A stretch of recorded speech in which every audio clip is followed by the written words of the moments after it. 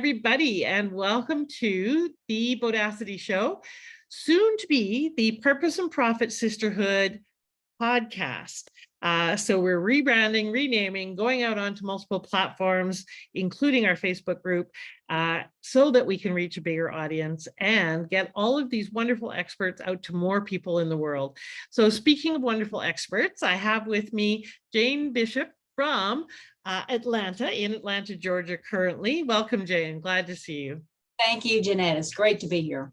An awesome color dress and awesome, you're just looking bodacious and fine.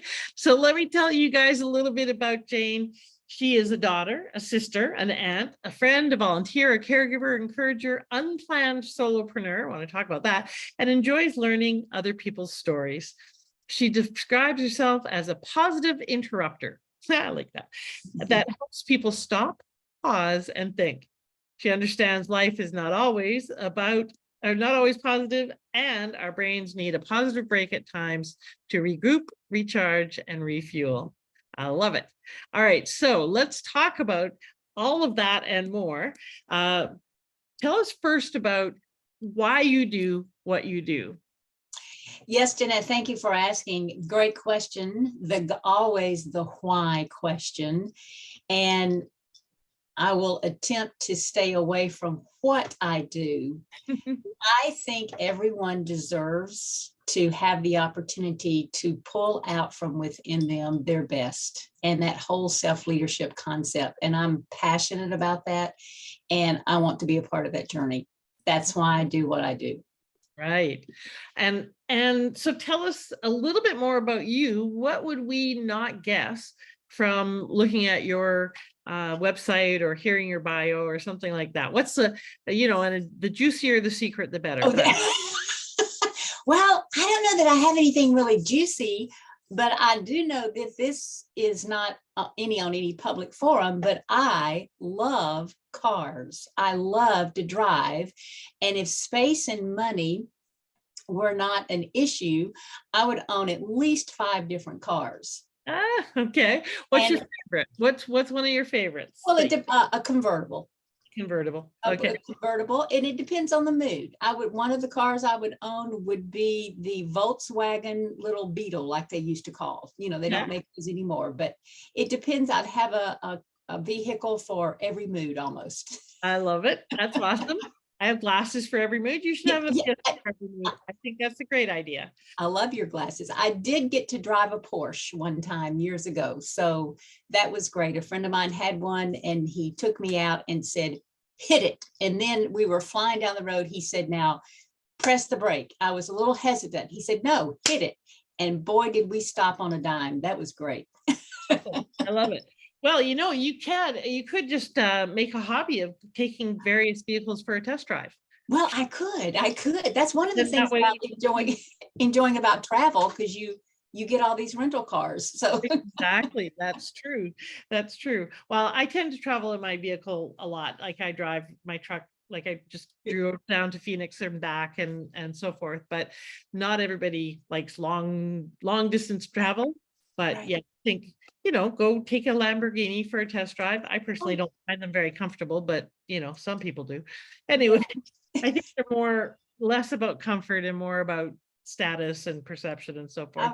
I would agree. They're a little bit too low to the ground for me. I know, me too. Like, no. Yeah, and it's creepy. Anyway, so tell us a little bit more about leadership and how come that topic has become a big part of what you do. And especially self-leadership. So self-leadership, this has evolved obviously through the years, Jeanette, and as we evolve and have more experience, more education, that sort of thing. But really, to be our best, it really flows out of who we are, and that involves good self-leadership. I call it leading inside out. When we lead from within and we're true to ourselves and aligned with who we are, then we have the capacity to be in a position to influence those around us in a significant way. So that whole self-leadership is born out of how do we take care of ourselves? How do we lead ourselves? How do we manage ourselves? It's fascinating because I literally just got off to get on this call, got off call with my coach. And one of the things we're talking about is authenticity. And Yes. I'm going through a bit of a, what would I call it? And what I was perceiving as an authenticity gap, that I'm, saying one thing, but have different results. And the essentially the answer he gave me is that we are always authentic. We are always being who we are. And, my heart is always authentically desirous of supporting people. That doesn't change. Right. Why and how it got tied to specific results is where things got wonky. Is the story that I was making up that got wonky, is that results are indicative of my authenticity, or tied to it somehow. So I think it's very fascinating that that's coming up again. I hear you. Okay. So and I do want to come back to you being kind of a unplanned entrepreneur, but let's talk about leadership is influence. It's one of the things that you one of the tenets you hold strong. So tell me about that. You can Google and get all kinds of definitions of leadership, Jeanette, but in its basic format, leadership is about influence. It's not about title. It's not about role. It really is, again, when we are around people, how are we showing up? Because we are influencing them, and that will lead them whether we are intentional or not. So what is the influence you're casting? And there's always influence. It's just a matter of, okay, what is the influence? It's almost like laughter is contagious. Yeah. So it is contagious as influence. It's just creeping out and affecting people when you may be aware of it and you may not. Right. Well, and you mentioned eyes, that it's where our eyes, Yes. EYES, are focused, that impacts that perspective and that influence. So what does that mean for you? Well, think about, we were talking about cars earlier. So we're both driving down the road. You're in your truck, I'm in whatever car I'm driving, at the moment. So something catches our attention off to the side and we just quick glance. Well, when our eyes go, what happens to the steering wheel? So the steering wheel goes. It may just be a quick flinch, but it goes where our eyes go. The same thing when we are in business or we're, whatever the role is that you're in at that moment, where our eyes are and what they're focused on, we are absorbing and taking that data in, and that affects our mindset, that affects our perspective, that it just affects everything within us. So the I discipline is involved with self-leadership. How does I discipline impact our self-leadership? That's the question. So do you mean that quite literally in terms of what we're looking at and what we're taking in through our eyes impacts our self-discipline? So what do you advocate in terms of what we should focus on, literally? Yes, I do mean that literally. There is some figurative as well, but I'll take it from the literal, standpoint. When being a former coach, let me use an athletic, a sports analogy, and I'll transition it. When you are defending in a basketball game and you are defending the other person on offense and they have the basketball, if you focus on the basketball and follow that ball movement all around, they're going to trick you and get by you. However, if you focus your eyes on the inner part of the midsection of their body, you're not going to be taken advantage of as a defensive player so quickly, because where that body core goes really is where the body and the ball is going. So that's a literal example of what I'm talking about. So when we're talking about self-leadership, what do you spend your time on? What do you spend your focus on? What is your allocation and investment of energies? If it's being around people that are negative and complain all the time, guess what? That is going to be absorbed and it will eventually come out, whether that's who you are or not. Right.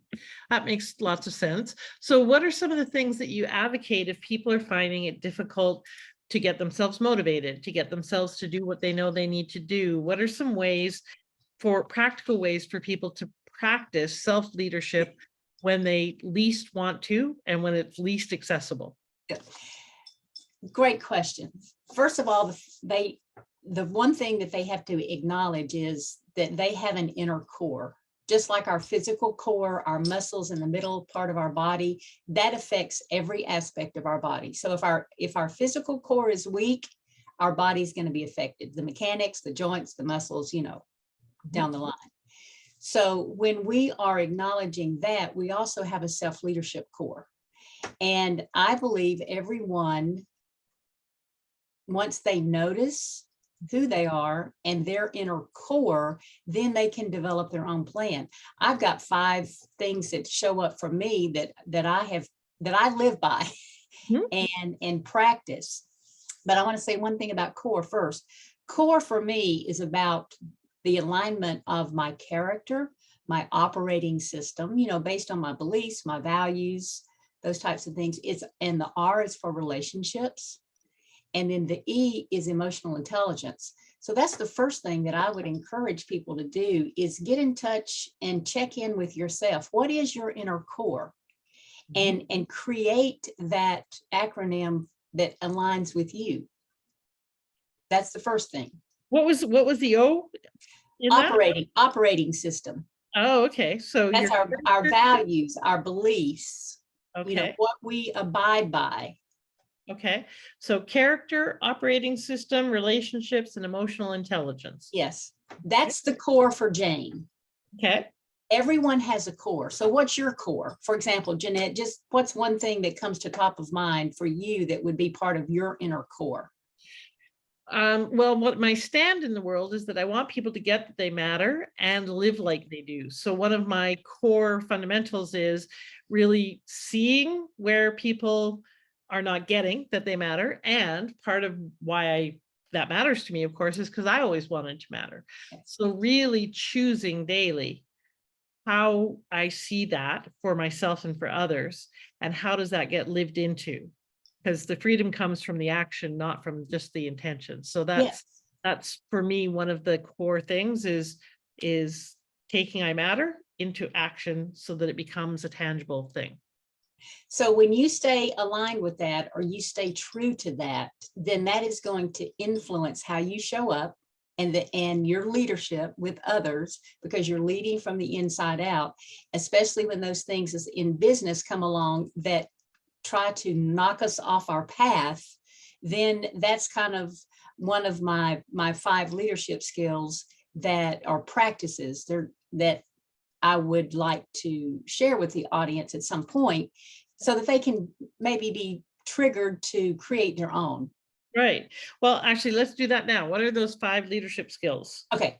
So let me just quickly tell you what they are, and then if you want to go further into one. Again, I'm going to use my athletic vocabulary, but I will give a 1-sentence non-athletic description.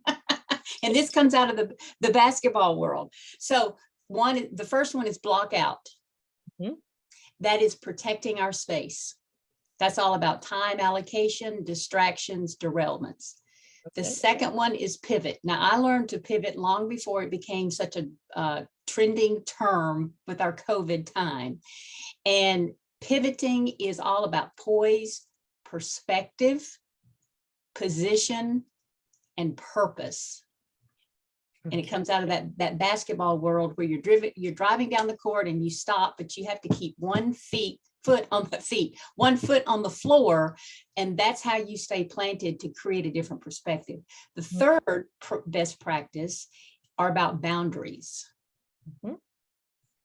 Structure binds anxiety. That's one of my Jainisms. And in the absence of structure, create your own. Say that again. Structure what? Structure binds anxiety. Binds. Okay.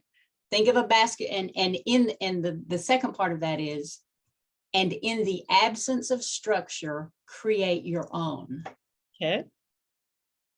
Yep. The fourth one is rebound. So you've blocked out under the basket. You're protecting that space because you know your teammate is shooting the ball. Not every ball is going to go through the net. So not everything we do in life is going to be a success.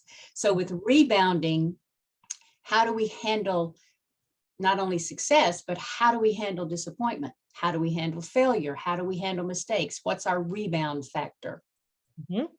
And then the last one is practice and play. Okay. So those are my 5 best practices for me to focus on for self-leadership that I've curated out of my experience and expertise. And everyone has their own from their own experience. My experience is not better than yours. Yours is not better than mine. It's simply different. Right. And different perspectives give people Yes. different accesses to things, different understandings. So can you elaborate a little bit on the last one, the practice and play? I mean, it basically sounds fairly self-evident, but how do you see it as well in terms of leadership?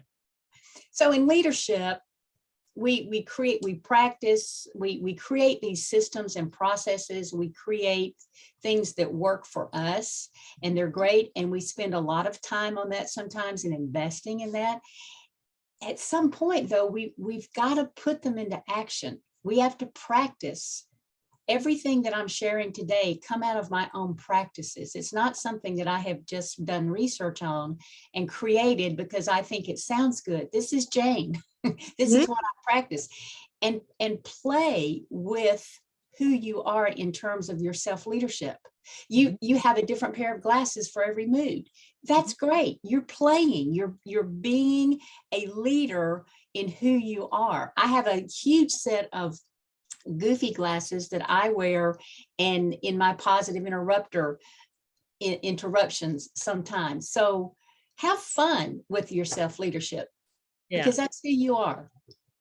And I know that this is self-evident in many ways, but a lot of times we skip over the self-evident thinking we know that. Why is self-leadership so important or primary for people who are trying to be coaches, trying to be, expertpreneurs in various ways? Why is it so important to focus on this? That's a great question. And I have 3 different answers in my brain. So it is important because if you are influencing people in your business, is it not unfair to just be the projector of words without practicing what you're teaching to the person that you're influencing? Yeah. So that level of authenticity and authenticity is probably the best word there. One of the things that came up in my brain, Jeanette, years ago, I was speaking at a conference and then I was the main speaker, but then I also had a breakout conference around health with my exercise and nutrition, that sort of thing. And I remember my practice was to work out early mornings when I was off speaking, because that was generally the only time. And it happened to be at the beach. Just happened to be at the beach. 2 ladies told me later in the day, they came up to me and said, Jane, you really do practice what you teach. Because they had been on the balcony of their hotel and had seen me on the beach while I was doing my morning run walk. Right. That was just part of Jane. I wasn't trying to, let me demonstrate, what I'm saying. So that whole left leadership component, Jeanette, is that authenticity and living out what we are learning and experiencing so that we can be an influence of others. I don't know everything, but what I know well. And if what I know can help someone else, then I want to be able to offer that. Right. Okay. So that's, I think, possibly 1 and 2. You mentioned you had 3 thoughts in your mind. Was that all 3? Yes, that was all 3 because the other one was kind of a combination. So we'll leave it at that. Okay. And so tell me a little bit about, I want to find out more about you and your business journey. So how long have you been in business, your own business? Almost 13 years. Okay, so a long time. I figured that Yes. was the case. And you started as an unplanned entrepreneur. So what Yes. is Yes. So I have three contexts that I have been able to use my gifts and skill. One was the academic athletic world. The second one was the corporate world. And at the end of the corporate world, they were making changes at the company that I had been with. And I knew that my time was not much longer there. And I was thinking about, what do I do? Mhm. I never had thought about starting my business ever. That was not in Jane's mental space. Yeah. And it just came to me. I mean, I'm a person of faith, and I believe that God gave me that insight and said, Jane, you're at a point now, starting your business is the next step. Mm. So it was unplanned, never a dream, never a goal. However, all of the previous years of experience were preparing me for what I'm doing now. I can definitely see that, especially giving you that the context of around athletics, and then again in corporate, how does it show up? Yes. So what kind of work do you do? Is it mostly coaching, speaking, leadership in corporations? What's your primary business? All of the above. That's the short answer.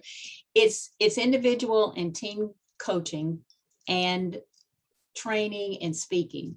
My training and speaking right now, because of the season of life I'm in as a caregiver, unless it's local, are all virtual. And that is great. I was doing virtual things before COVID hit, and that's a benefit of COVID from my perspective. To some degree, people that were against the virtual, they finally realized that, hey, there is some use here. Yeah, absolutely. I think it's opened up a whole world for a lot of people. I think there was a lot of benefits to it. So now looking back over the past 13 years, even though it wasn't intentional, what were some of the entrepreneurial lessons that if that now that you would have told to avoid some of the issues and challenges and problems along the way? What would you tell the younger you?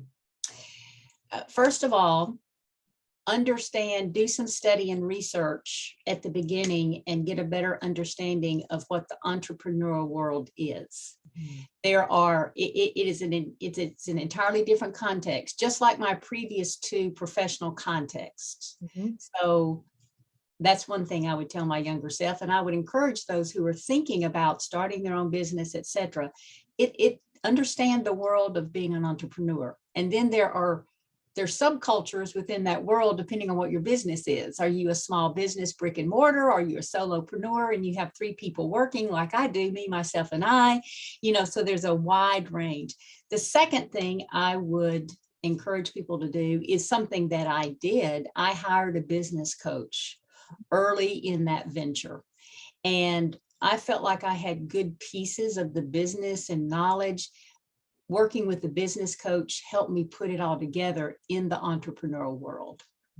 The third thing I would have done sooner is get involved, find groups that were like-minded or that could stretch me in terms of networking groups or community groups, and connect with those sooner, than I did. Those would be the top 3 things that come to mind. Yeah, I think that's all great advice. And one of the big mistakes that I see a lot of entrepreneurs doing is trying to do it all by themselves, trying to figure it out, and not learning how to run a business. They usually come in from the passion side. They're a coach that wants to help people, or they're a healing practitioner, but they don't learn the business of the business, right? Sure. And that makes it very hard, because you've got half of what you need in that equation. You have the skills to deliver, but you don't have the vehicle for delivering it. So coming back to your 5 best practices, just before we wrap up here, there's a couple that I'd love you to just expand on a little bit in terms of self-leadership, because I think these are possibly 2 of the ones that I see a lot of people who are leaders or stepping into leadership in their business, in their communities, and their families struggle with, especially women. So the first one is block out, protecting our space. Yes. So how do you think of that? And can you just elaborate on that a bit more in terms of why is that important for us when it comes to self-leadership? Blocking out is creating the priority for you I look at it as a daily basis. There's obviously a larger window, but blocking out is understanding what your mission is, what your goal is, what you're interested in. Again, the self-leadership, staying aligned with your core, and noticing when distractions or people that try to come in and overtake your boundaries, and that's another one, but to overtake and derail you from what you're trying to do. And I will say it's not just specifically related to women, but a lot of women are challenged with that word no. Yes. And that also ties into boundaries. Blocking out allows us to create that structure of boundaries so that when we know where we stop and somebody else's begins. You cannot, not you personally, but we as human beings cannot be like words that bleed off the edges of the page and be sustainably effective. That's a beautiful image too, the words bleeding off the edge of the page. Yes. And then you miss the story if they bleed off the edge of the page. Yes. And it's not sustainable if we are bleeding out our energy and bleeding out our giving and bleeding out our focus and all of those things. Sure. And you mentioned that was the second one that I was going to ask you to talk about, was boundaries, because those two are so closely connected. They are different. They are also very connected.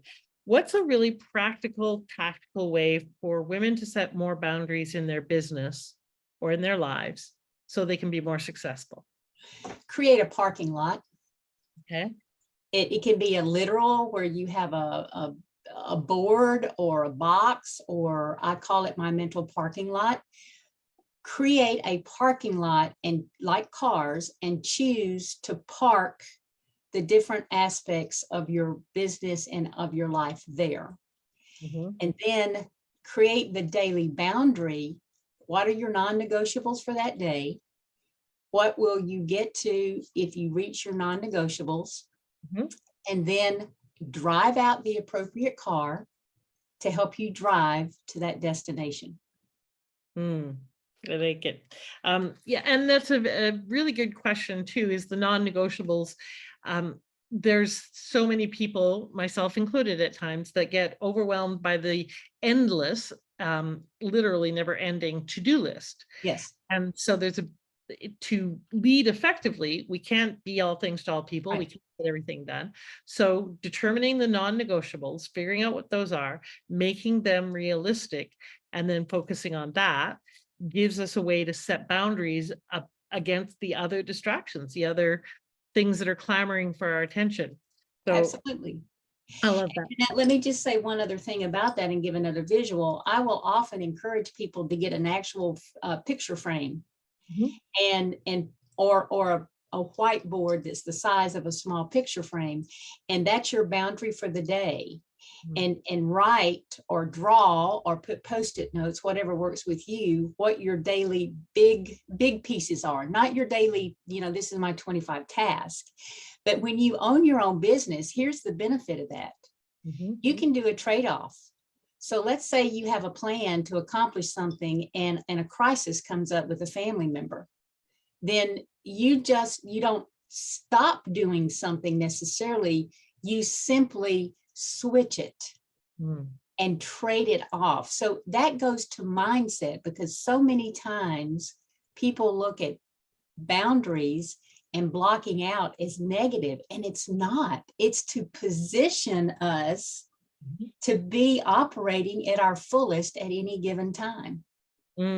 I love that. And that also brings up something you mentioned earlier, that right now you're doing more caregiving in your business and your life, which is one of the things that women often face, is whether it's kids or aging parents, and sometimes both at the same time.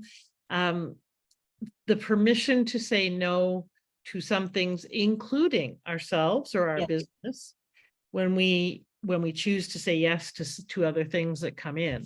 Yes. And so the boundary setting is not just with people out there, it's also with ourselves and with what's doable in that day versus all of the, shoulds, letting go of the shoulds, so we can focus on what are the non-negotiables. Right.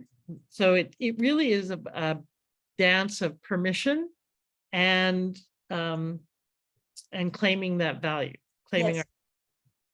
And that, again, if I can tag it back and connect it to this whole self-leadership, when we lead from the inside out and we put these practices in part of who we are, so that, anytime we start practicing things, it becomes a conscious competence until we've done it enough that it becomes, then we become unconsciously competent. As I care for my mother currently, who lives with dementia, had I not created and practiced and had some of these skills in my life years ago, I would be having a real challenge right now. But because of that, it has helped me navigate this whole caregiver season along with navigating my business and life. Yeah, beautiful. So tell us, you've got a gift for people that they can get by going to your website. So tell us about that. Yes, I have a little e-workbook. It's not time intensive, so don't think about the word workbook, called Your Thoughts Are Showing. And it helps guide you through just to do some personal work, again, for that whole self-leadership, to show what you're thinking, how it shows up. And you can find that at janebishoplive.com. Okay, so Jane Bishop, Bishop, live, live.com. Yes. All right, and you'll know you're there when you see a picture of Jane with her big glasses on. Yes. Then go and download that ebook of Your Thoughts Are Showing, which is going to carry on this conversation of really being conscious of how are we being, what are we thinking, what are we putting in, what are we focusing, really focusing our eyes on and focusing our intentions and our thoughts on. I really appreciate that you've got such a great kind of systemic approach to things with your acronym CORE, with your five skills or strategies, and great analogies that go with it. And so I'm going to write those up and put them into the chat as well. But I recommend that each of you who are listening, really write these down and take a look at which one might be missing for you, which one needs strengthening, which ones do you have in place that you can celebrate that are working well for you. Yes. And then go and check out Jane's website, get in touch with her, find out how you can develop your self-leadership with support, because trying to do it all ourselves is really, really hard, because our stuff is right here. Yeah, that's right here in front of our face. Yeah. So we need someone who can pull that back so we can go, oh, now I see what you're talking about. Yes, right? So yes. Thank you for being one of those people, Jane. What is one last thought you'd like to leave everyone with? When we align who we are with where we are, exceptional results can happen. I love that. When we align who we are with where we are, exceptional results can happen. Yes. Okay, I'm going to write that down. That's a writer downer. Keep her. That's a Janeism. Okay. Who with where? Okay. I love it. Exceptional. There we go. Now I can remember to write it down later. Thank you so much. Yes. I love it. I love it. The work that you do and have been doing for a very long time. So for any of you who are unplanned entrepreneurs who maybe just transitioned by choice or by backing into it some way, shape, or form, you can persevere. You can absolutely get through the learning side of how to run a business, and those pieces of advice of really network and create a community of support, get a coach that can help you learn the business side of the business, and be very clear about why you're doing what you're doing, because that will really help you with being able to direct and focus where you want to go. So I think that's great advice as well. Thank you so much for being here, Jane. I appreciate getting to know you. Thank you, Jeanette, and thank you for what you're doing for women and all of the platform and the encouragement factor. So thank you for your leadership and influence in this entrepreneur world. Love it. My pleasure. Thank you so much. And everybody, just part of the conversation around this is that it's not about getting more theory. It's about putting it into action. Yes. How can you practice these 5 principles in your bodacious week so that you can create the bold business and bold life you're looking for? Thanks for being here, everybody. Have a wonderful, wonderful week. We'll talk to you soon. Bye. Bye. Thank you.